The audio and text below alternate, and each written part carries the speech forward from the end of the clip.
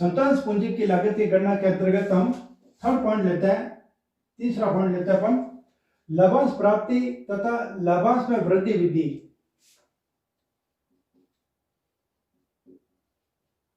लाभांश प्राप्ति तथा लाभांश में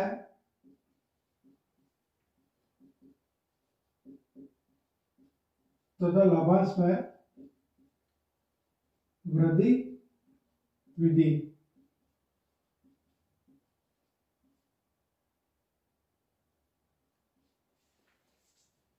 लाभांश प्राप्ति यानी dividend yield,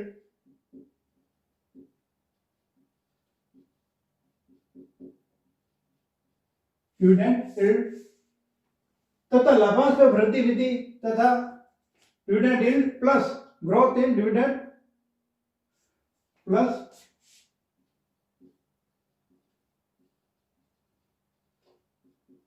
growth in dividend method.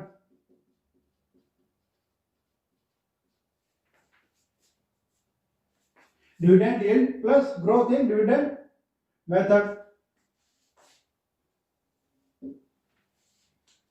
लाभांश प्राप्ति विधि में समतांश पूंजी की लागत ज्ञात करते समय लाभांश की दर को स्थिर मान लिया जाता है। लाभांश प्राप्ति विधि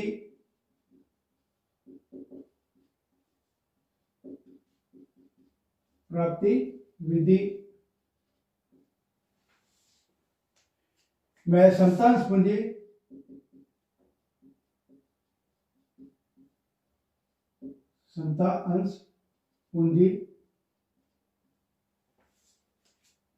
की लागत ज्ञात करते समय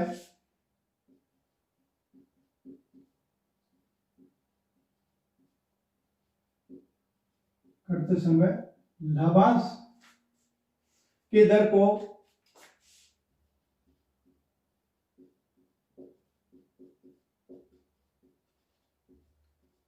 स्थिर मान लिया जाता है।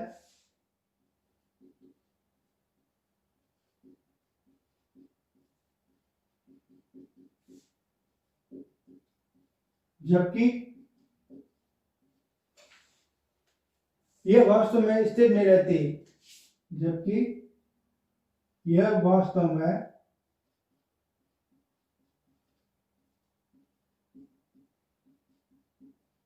स्थिर नहीं रहती।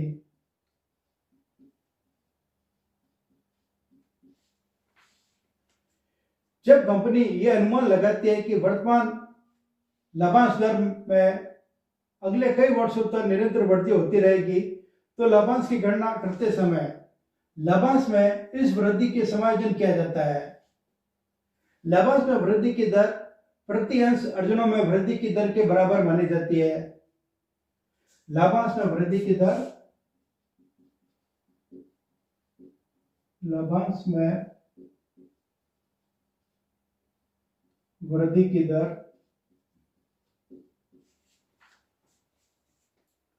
प्रति अंश अर्जनों में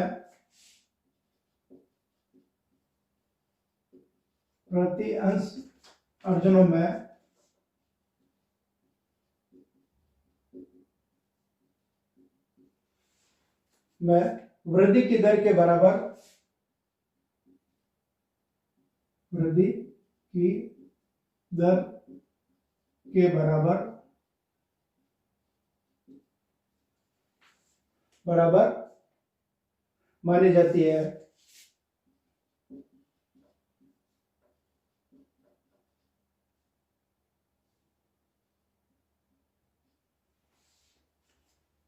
अतः लाभांश प्राप्ति तथा लाभांश में वृद्धि विधि में वर्तमान लाभांश दर में कंपनी के अर्जनों या लाभांश के संभावित भावी वृद्धि के आधार पर उचित समायोजन करके समतांश पूंजी की लागत ज्ञात की जाती है।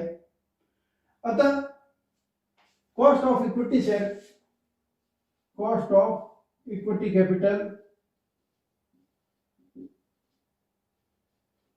कॉस्ट ऑफ इक्विटी कैपिटल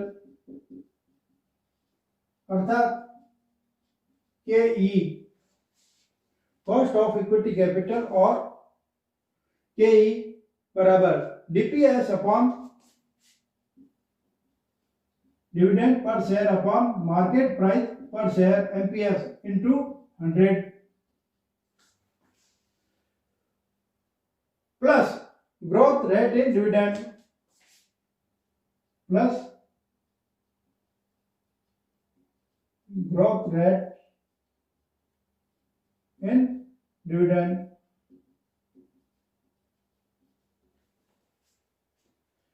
ये फॉर्मूला लागू होगा। ये किस में आएगा?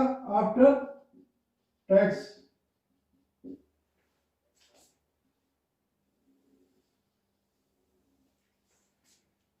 जहां डीपीएस बराबर क्या है? डीपीएस बराबर डिविडेंड पर शेयर और एमपीएस बराबर मार्केट प्राइस पर शेयर है।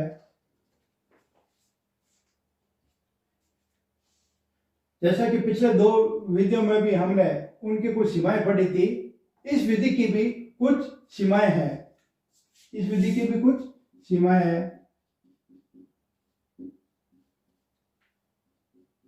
फर्स्ट पढ़ लेते हैं। इसमें अपन लाभांश में वृद्धि की दर ज्ञात करना कठिन होता है।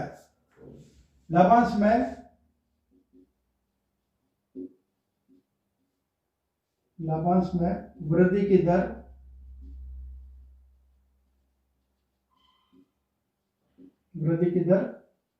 ज्ञात करना कठिन होता है।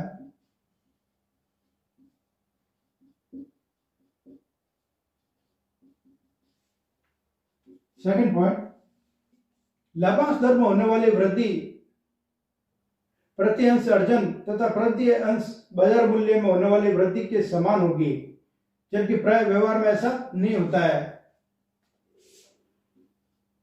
यह विधि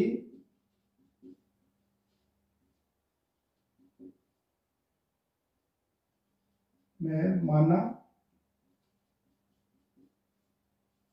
जाता है कि होने वाली वृद्धि लाभांश दर में होने वाली वृद्धि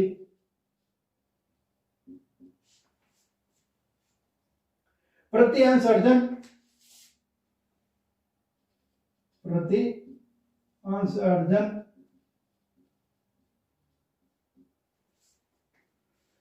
अंश बाजार मूल्य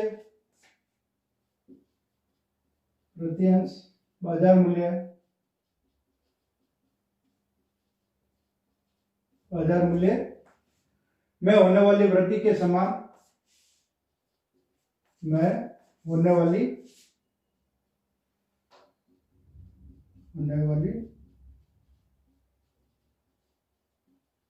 वृद्धि के समान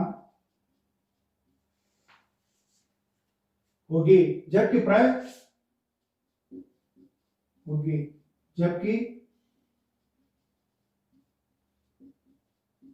प्राय व्यवहार में ऐसा नहीं होता।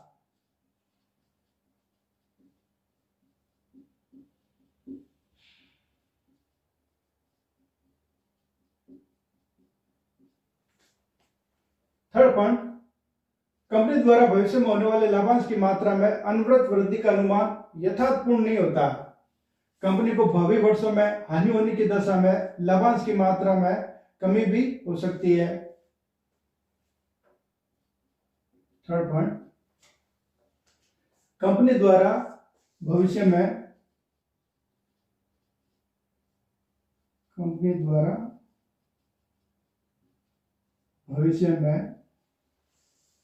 होने वाले लाभांश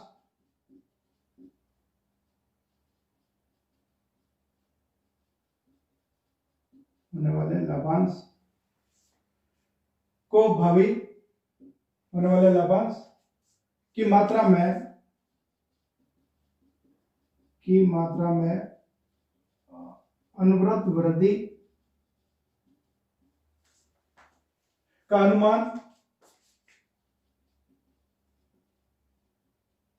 अनुमान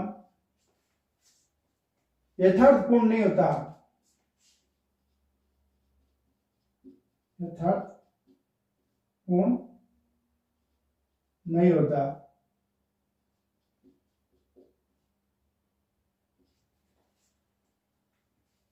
अर्थात कंपनी को भावी वर्षों में हानि होने की दशा में लाभांश की मात्रा में कमी भी हो सकती है। लाभांश पूंजी की लागत की गणना के अंतर्गत नेक्स्ट पॉइंट है प्राप्त आय विधि। 4 पॉइंट प्राप्त आय विधि।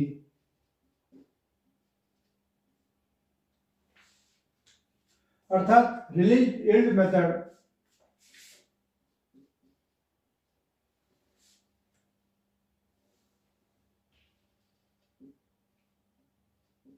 रिलीज यील्ड मेथड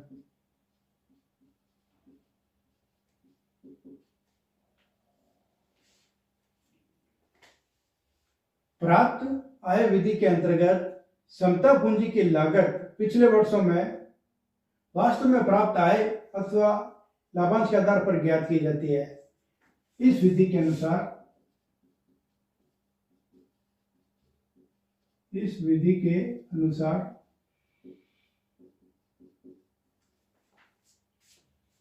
समता पूंजी की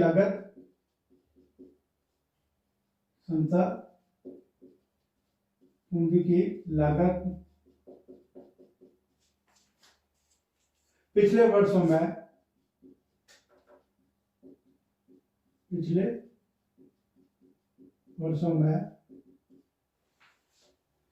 वास्तव में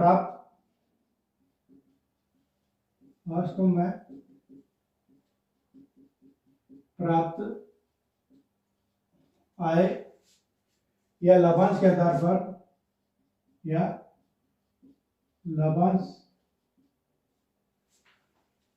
आधार पर ज्ञात की जाती है।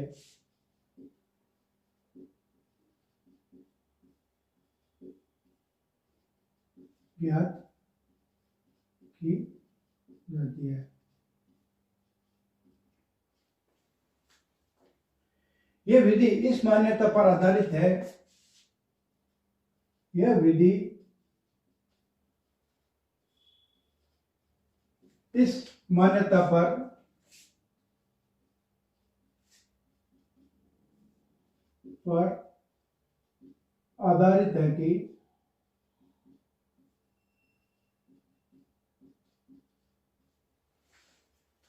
कि कंपनी में लाभांश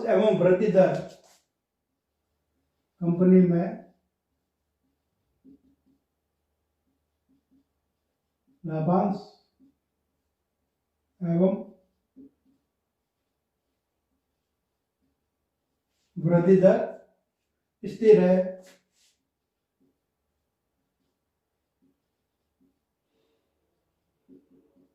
तथा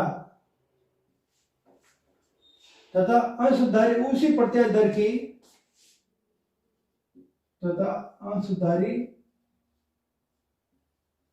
उसी प्रत्याय दर की निरंतर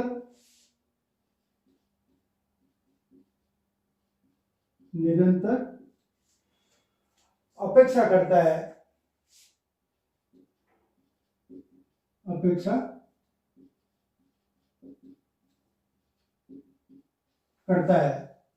यह विधि सरल है किंतु व्यवहार में नहीं ली जाती।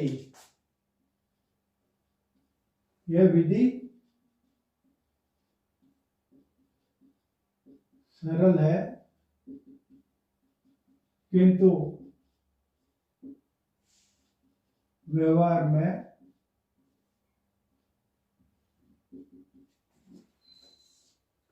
नहीं ली जाती है।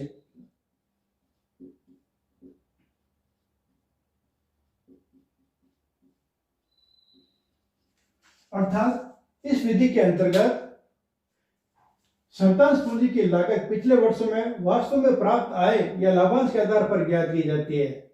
यह विधि इस मान्यता पर आधारित है कि कंपनी में लाभांश एवं वृद्धि दर स्थिर रहती है, अर्थात डिविडेंड और ग्रोथ रेट कांस्टेंट रहती है, तथा अंशधारी उसी प्रत्यय की दर के निरंतर अपेक्षा करता है जो चलती आ रही है। यह विधि सरल है किंतु व्यवहार में प्रयोग नहीं की जाती है।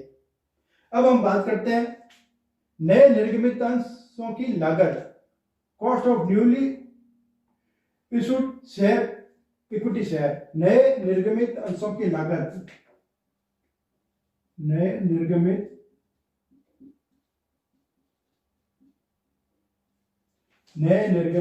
समतांशों की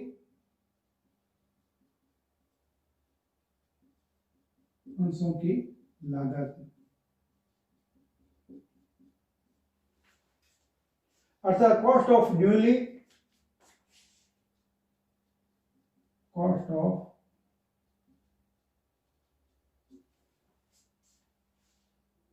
न्यूली इशूड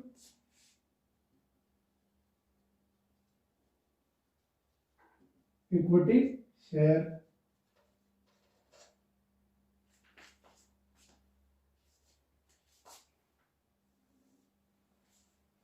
जब कोई कंपनी नए समतांश जारी करती है तो उसे नए निर्गमन पर अंश निर्गमन संबंधी व्यय वहन करने पड़ते हैं। जब कोई कंपनी नए समतांश जारी करती है तो उसे नए निर्गमन पर अंश निर्गमन संबंधी व्यय करना पड़ता है। परिणाम स्वरूप वह अपने अंश का संपूर्ण बाजार मूल्य वसूल नहीं कर पाती। प्रति अंश प्राप्त शुद्ध राशि की गणना करने के लिए संभावित बाजार मूल्य में से निर्गमन व्ययों, जैसा कि अपन ने सबसे पहले पढ़ा था कॉस्ट ऑफ कैपिटल के अंतर्गत, अभिकूपन कमीशन, दलाली, छपाई, स्टैंप शुल्क, एडवर्टाइजमेंट को घटाया जाता है। समतांश पूंजी की लागत ज्ञात करते समय प्राप्त शुद्ध राशि को ही काम में लिया जाता है, नेट प्रॉफिट को ही काम में लिया जाता है। नए निर्गमित समतांशों की लागत हम इस प्रकार कर सकते हैं। यदि लाभांश प्राप्ति विधि है, लाभांश प्राप्ति विधि,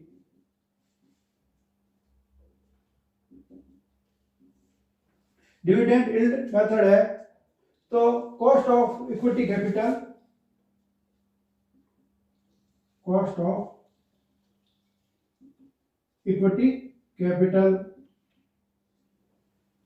अर्थात अपन इसे लिखते हैं के ई बराबर DPS upon NP into 100, DPS upon NP into 100। अर्थात यहां क्या है, डीपीएस बराबर डिविडेंड पर शेयर और एनपी बराबर क्या है, नेट प्रॉफिट। इसे अपन ऐसे भी लिख सकते हैं के ई बराबर dividend per share upon net profit into 100। ये क्या आएगा, आफ्टर टैक्स जो भी प्राप्त होगा वो क्या होगा, आफ्टर टैक्स प्राप्त होगा। इसी प्रकार सेकंड जो मेथड है वो है अर्जन प्राप्ति विधि।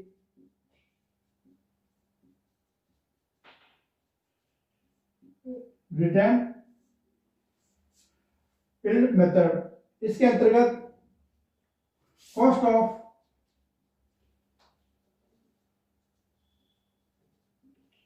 इक्विटी कैपिटल, ये भी क्या आएगा, आफ्टर टैक्स।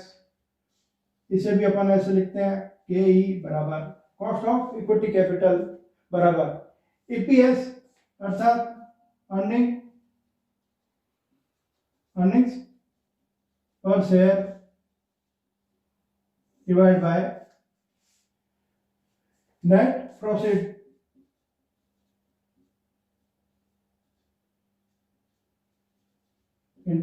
100।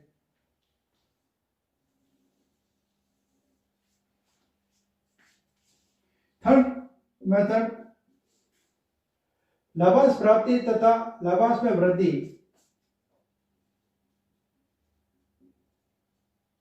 लाभांश प्राप्ति तथा लाभांश में वृद्धि,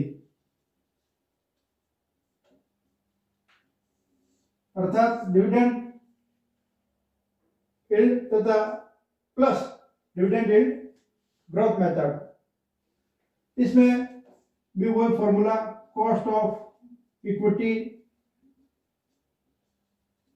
कैपिटल अर्थात के ई, ये भी क्या आएगा आफ्टर टैक्स। के ई बराबर dividend per share, dividend per share upon net profit into 100।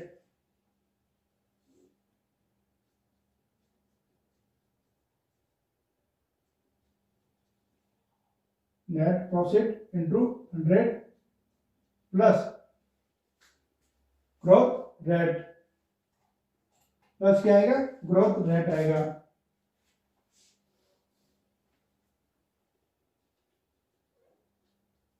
Growth rate in dividend